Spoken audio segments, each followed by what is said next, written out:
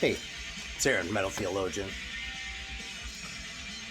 Alright, just kind of sitting here. I'm trying to figure out what to talk about, and like some of the stuff I've already talked about, but I don't know, I kind of feel like talking about some of the new wave British heavy metal singles, man. So we're going to do like a little, I've only done this once before with the 45, like a 5 random records thing.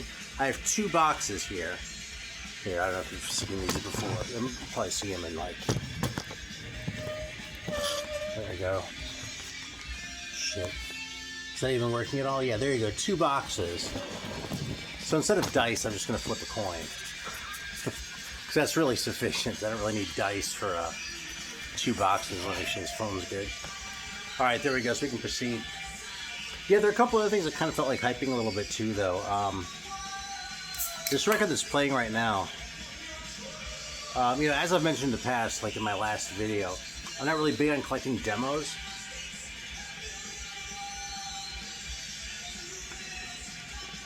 But there are a few out there that get if someone cares enough to put on record and all they're checking out and they kind of blow me away. And this is sort of one of those.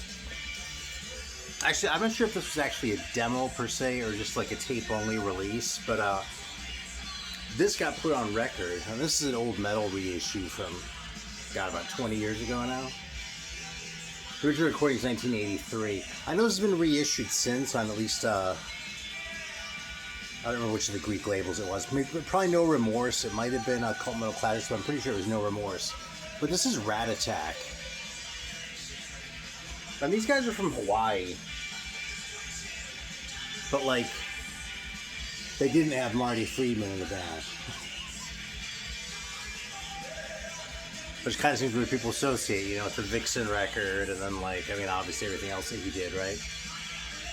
So just kind of, a nobody underground, man, but this record's fantastic, man. This is one of those where I'll sort of forget about it for a while, then I'll pull it out and, like, it'll blow me away all over again, like just by how good it is and how fresh it sounds.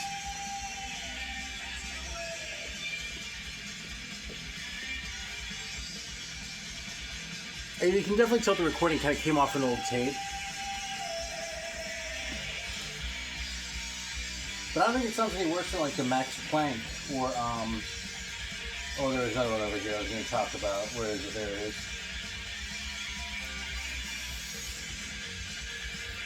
Well, shit, man. I've got a couple here. This Chalice one is actually Alan over at Let's Talk Metal put me onto this one. Sort of indirectly, I was on an episode of Metallurgy once. It was him and Dan from the Colosseum. And they were talking about how this was one of, like, the best, like, U.S. metal demos. I was like, Jesus Christ, I've never even heard that thing. So I went and sought this out. And the first couple listens, I was like, I'm not sure I get it. I'm not sure I get it. And then, like, the third or fourth listen, I was like, oh my god, I totally get it. I can't believe how fucking good this is. So, just awesome songs all the way through. It took me a couple listens to fully get my head around it, but it's cool, and, like, 7 songs on here, so it doesn't overstay its welcome. In fact, 2 of them are from a live recording from 1986. So, yeah, if you're gonna check out, like, old demo shit, I hyped Max Planck last time.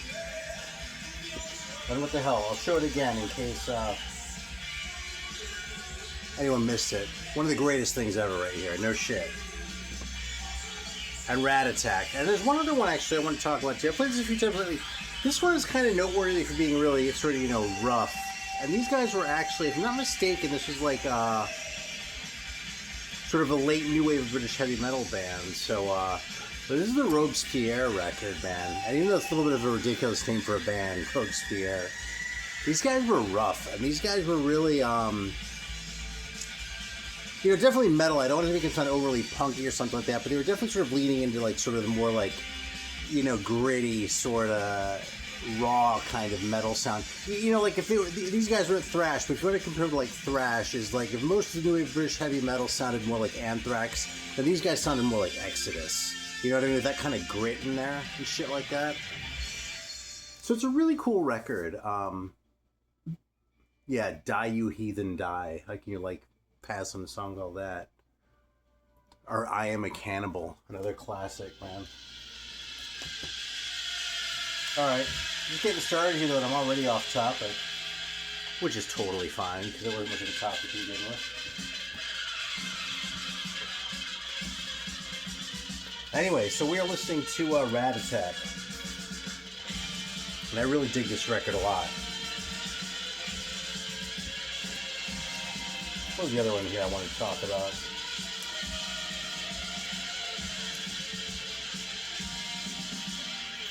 Yeah, that was kind of the big one, actually. This is sort of a lesser one. I thought this got reissued not all that long ago. This is kind of a fun, like, Jesus metal record, but it's kind of not that great. So, like, before anyone goes and, like, freaks out over the Eleanor record, I mean, it's kind of funny. Where do you go? And, like, the dragon's getting shot by a Bible and shit. Yeah, and these guys were, if I'm not mistaken, they were Danish, which is kind of unusual. It seemed like usually the Jesus metal bands that weren't American were from Sweden. Yeah, there those guys are. Looking pretty 80s. Those drawings are really something, though. You know, it's not a bad record. It's kind of a fun record. A little bit on the wimpy side. And, you know, not bad. You know, it kind of makes me smile and shit like that. But it's definitely not an all-time classic. And I don't know, since I've seen it out there sort of being discussed a little bit in certain circles, I sort of wanted to chime in and make sure no one thought it was like, you know, the second coming of, like, Wizard or something like that, you know? This one, on the other hand, kind of blew me away. But I might throw this on for a minute, too. But this is a band called Hades, and they're Spanish. It's from 85, this record originally. It's called Entre el Fuego y la Cruz. My fantastic fucking Spanish there for you, right? And this is actually, well, this is on Leyenda Records, which I don't know anything about. I actually thought about doing a little bit of a feature on the Black Legion label out of Peru. I piped them a lot. And I got this because I was getting this from a seller and they had a copy of this. I was getting the ADN record, actually. I made this one, too, and Merciful Metal had, you know, kind of hyped this one a little bit. Especially some, like, gem of, like, underground, like, Spanish metal, and originals are super rare. So, I don't know. This one, though, is really solid. Like, this one's as cool as, like, what you hope Spanish metal records are going to sound like, in that it's in Spanish, but it still sounds, like, committed to the metal and not, like... Spanish bands had a tendency to be a little bit on the wimpy side. You know, the songwriting would be good, and I mean, I like this shit, you know what I mean? I'm not here to shit on Spanish metal, but,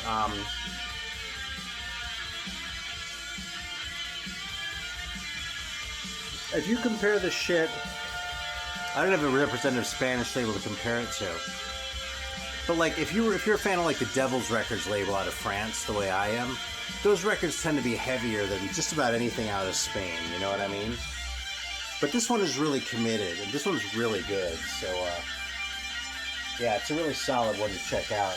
And the reissue's kind of getting hard to find already, too, which is kind of unfortunate, but, I don't know, don't snooze on it forever, I guess, if you're interested. Or just listen to it online, you know, there's no shame in that.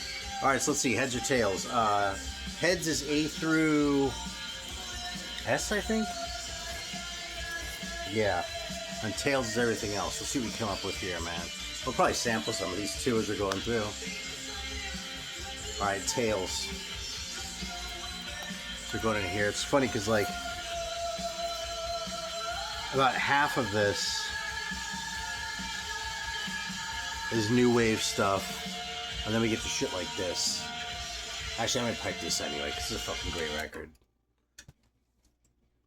I haven't even pulled a record yet, and we're already getting going on this shit. That's Alexander Nevsky, actually. It's a Russian band. It's on Melodia, but this is like one of the best, like, little sort of Russian gems I've come across.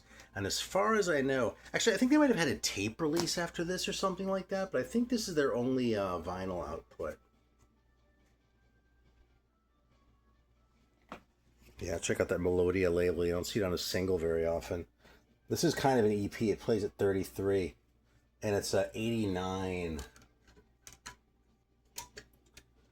But this is kind of a gem. I'm probably going to throw off the timing on this video because whenever I start talking about how the British shit is going to be, like, pushed a little bit. But it's the way it goes. So anyway, all this by way of saying, there's a lot more on the head side than on the tail side. Yeah, check this out, though, man. What a fucking band photo. I mean, what's up with this guy, man? Like, I expect these guys to be, like, you know, in their 20s. And, like, I had friends who were bald in their 20s. But that's pretty fucking bald, man. Yeah. This thing is, I just want to let it play for a minute though. It's so good. This is like one of those that I would pick to like put people on. Hey, if you've ever heard any Russian metal, Varvar is another good one for that. But yeah, the whole Russian scene is a little bit weird because like there's kind of more traditional stuff like this that was sort of contemporary with like some like pretty committed death metal. Because it was like, there wasn't really any metal like during the Soviet era, and then like at the end of the 80s, the floodgates kind of opened and it all came at once, you know? And death metal was already happening in the West, so like that came up right away with bands like, you know, Phantasm and Kruger and shit like that, which that's a great record, by the way. But then at the same time, you had like NWOBHM and shit like that. There was like more sort of, they were more sort of doomy. I guess these guys have a little bit of that too. But then shit that's kind of more traditional, just sort of like this. Fucking chimes. Dude, chimes are always good in hard rock and metal.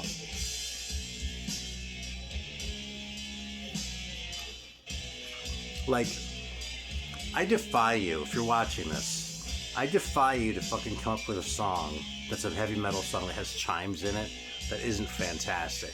Now, it doesn't have to be full metal, okay? So, clearly we have Alexander Nevsky here doing it, right? And it's great. We got A Dangerous Meeting by Merciful Fate. Got some chimes in there, right?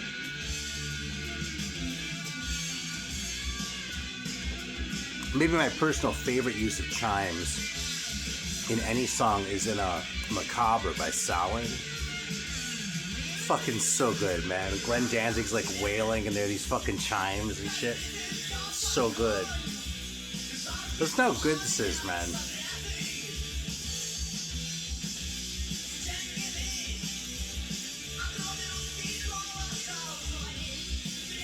Maybe just that I'm buying the intro more than I usually buy like these sorts of long intros like this. But this band, even though they feel young and hungry, they feel kind of mature and like fully realized too, you know what I mean?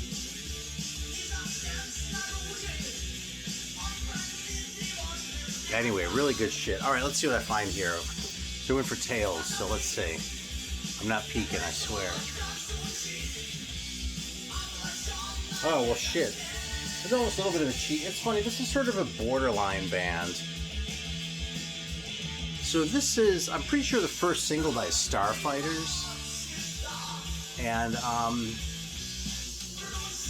these are kind of one of the bands that, like, people who, like, get seriously into this shit kind of, you know, kind of look down their noses at a little bit, like Tyson Dog or something like that. And, you know, if you're a big Tyson Dog fan, I'm not trying to, like, yuck your yum or anything like that.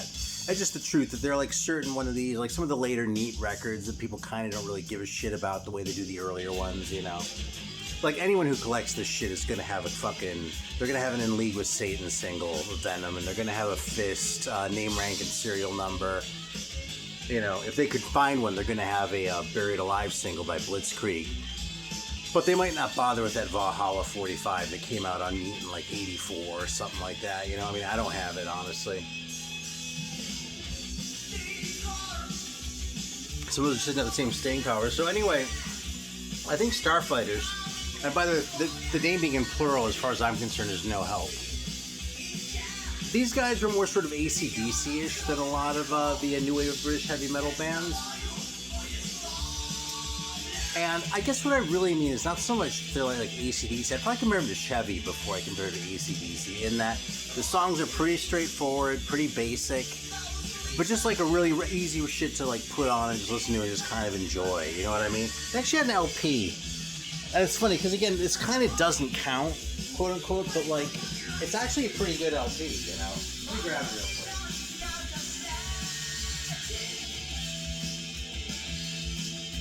Oh, wait a minute.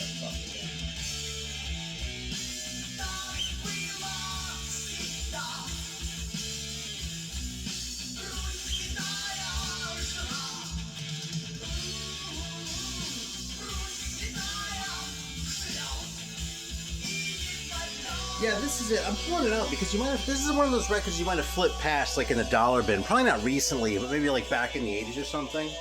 It's an easy one to overlook, and it's really a pretty good record, man. like, this is not going to dethrone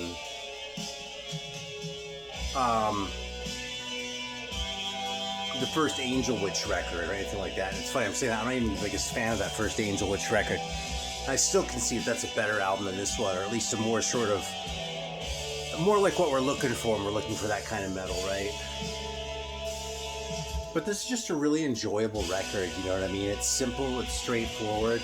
The songs aren't really super challenging. You know, it's not as, like, complex as this, or not as ambitious as this, maybe I should say, more than complex.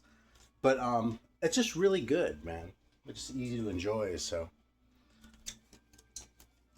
But that said, oh, fuck it, I'll throw it on for a minute while I'm pulling the next one here.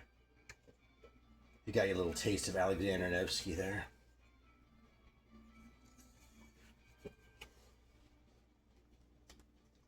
Fucking Alexander Nevsky. If you collect 45s and you don't have this one, man, you're missing out.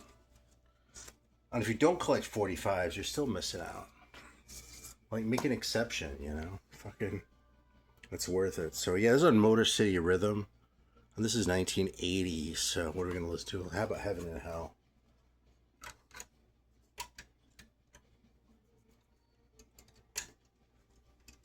There's a pretty good taste. I mean, the LP is a little bit more, has a little bit more sort of, has more sort of production heft behind it, you know, a little bit more of a studio budget and that sort of thing. But it's comparable to this.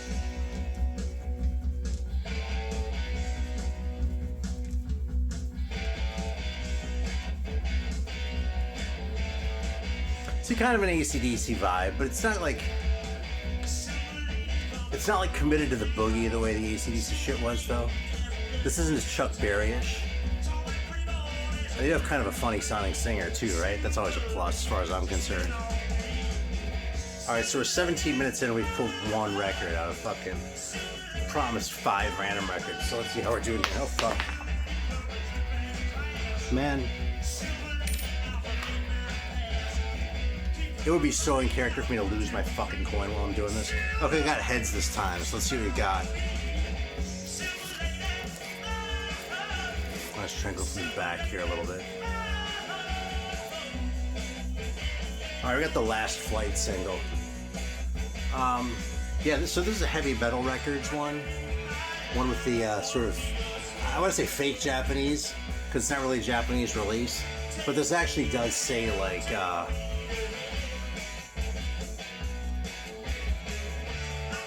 actually says Heavy Metal Records on there. I guess that would be Last Flight and kanji, I don't know.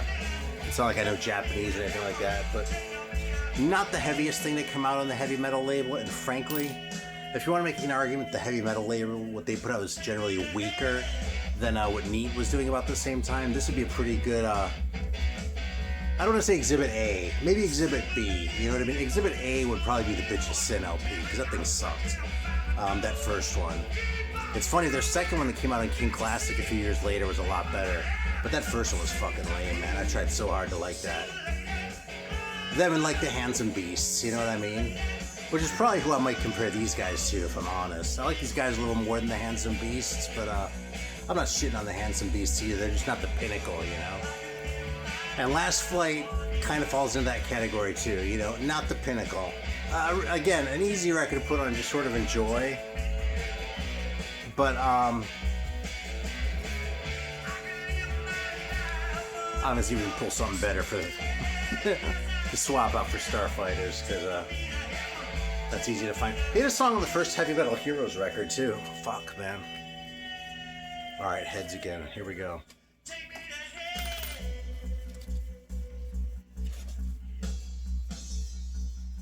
Alright, this is kind of a weird one. I don't know if I've shown this one before. Probably. This is the Golgotha record. And this one is definitely an EP. And it's kind of late too. It's 84 on there too, as you can see. And it's not a bad record. I'll throw it on for a minute because it's another one that people kind of don't talk about. It's one of those that you sort of used to see on lists a lot and tended to be a little bit more than what you wanted to pay for it, you know, so. Not really the most highly regarded of the genre or anything like that, but it's an interesting piece. they kind of go for a little bit more than I think what they're able to really convincingly deliver. Actually, that's not really true. They just kind of picked a... There's like this big long fucking like... This air on side 2 is like some like classical piece. I don't even remember which one it was, but really one of like the really fucking obvious ones. Like I don't know if it was the Toccata in Fugue in D minor by Bach, but it was something of that caliber, like something really obvious. And it was like, dude, you put out a fucking 7-inch. Did you really need to fucking pad it out with this bullshit? But the other songs are pretty good. I'd probably compare it to Damascus as sort of a touch point. As far as which one is better, Golgotha or Damascus, that would probably depend very much on what kind of a mood I'm in when you put it on, you know? Or if you can tell, it's not the heaviest thing around, you know? Just like Damascus isn't the heaviest thing around.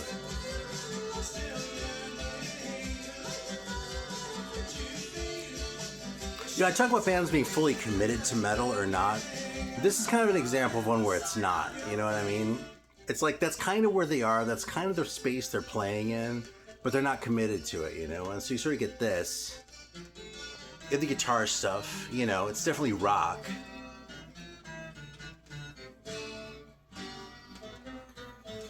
But it doesn't deliver the punch that you're hoping for when you buy a record like this, you know? And bump it ahead to the next song. See if it was a little bit of a better impression than that.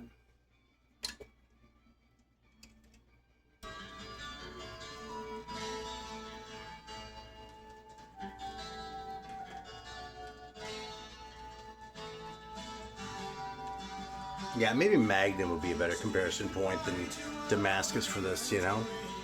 The thing is, this does sound like the kind of slow section you'd hear on a metal record. You know what I mean? But again, it's not fully committed, you know? So I sort of mixed feelings about this record, you know? I kind of like it. I kind of don't... I'm not really sure if it belongs in the metal section, you know? But I feel like...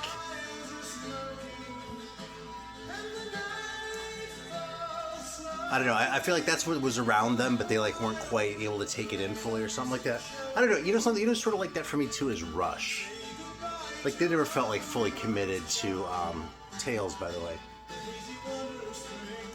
They never felt fully committed to the metal stuff the way I kind of hope, you know, even by like 70s standards and shit. They rocked, you know, but they weren't like fully like invested the way some of these bands were.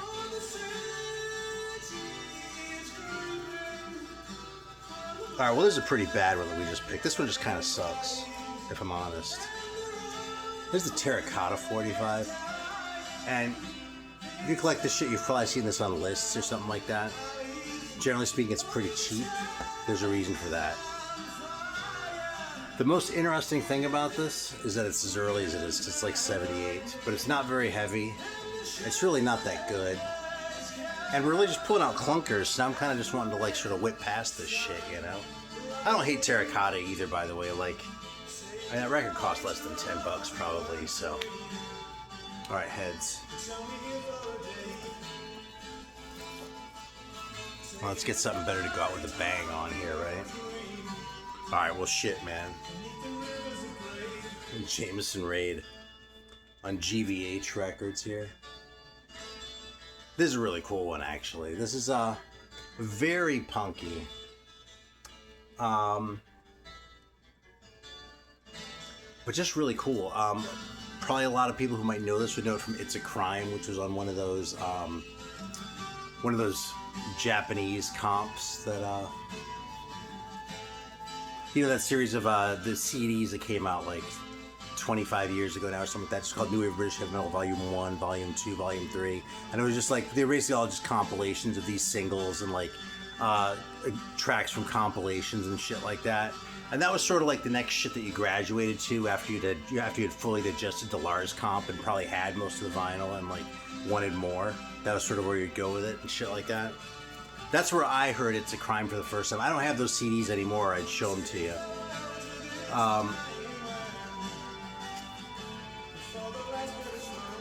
Yeah, let's see what else we find here.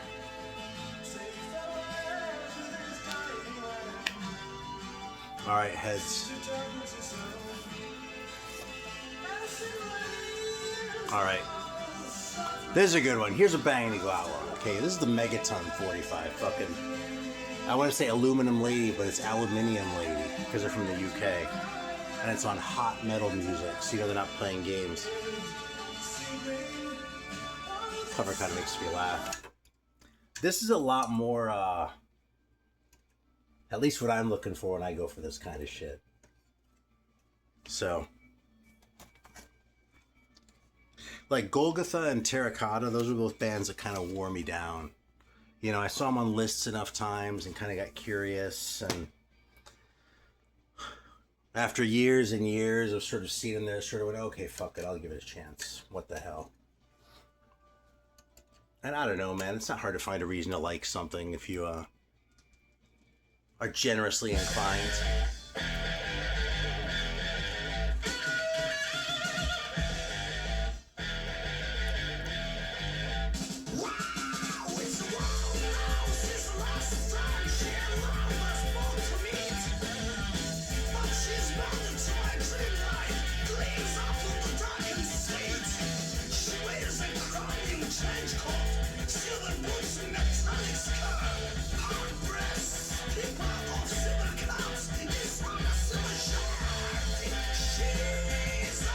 That's funny. It's like this cardboard thing. It's like this wraparound cover sort of glued to it. Like that shit typed up on the back. Yeah, just the lyrics to the A side on this one. Really cool record though, man. I really like the singer on this one, actually. He just kind of sounds like a little bit of a lunatic.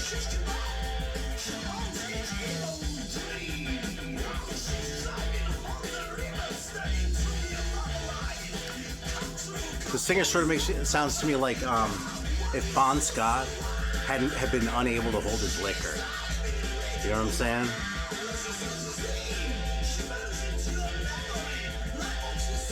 Yeah, I like Megaton a lot, man. That's a good one.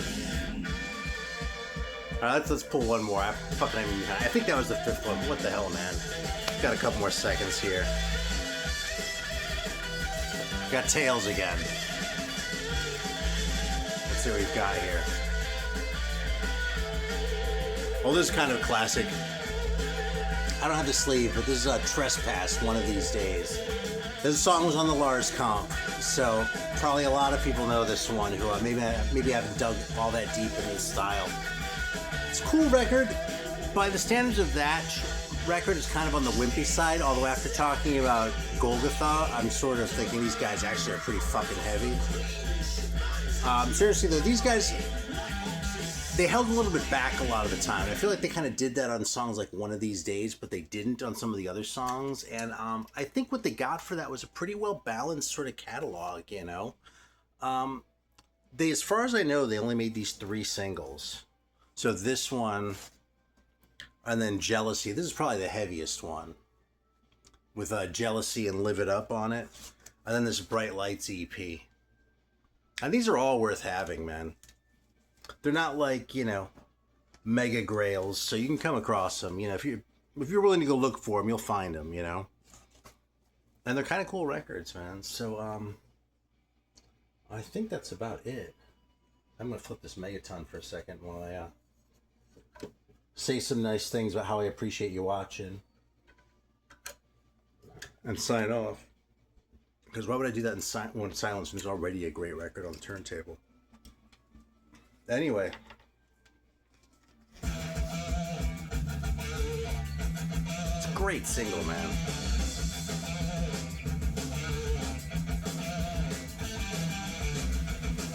It's funny, last week's Metallurgy topic was records for the first and last songs are great. And I feel like I've collected enough singles and EPs that my whole perspective on that is just completely corrupted. You know what I mean? If there are more than 4 or 5 songs on the record, I'm already kind of giving it the side eye a little bit because so many of my favorite records are EPs or 45s even, you know. But that defeats the whole purpose of the discussion if you're gonna approach it from that angle. So what are you gonna do, right? Anyway, it's kind of a fun one, I think.